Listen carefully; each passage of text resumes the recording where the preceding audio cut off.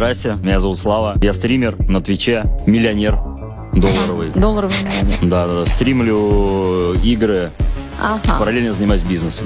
Каким? Да. У меня сеть клубов компьютерных в Москве, плюс киберспортивная организация своя, вот, и игровая периферия. Какая у вас машина? У меня несколько машин. Какие? Самая дорогая? Самое. Феррари. Феррари.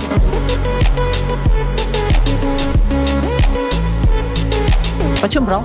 55 миллионов Покупали за наличку или... за наличку.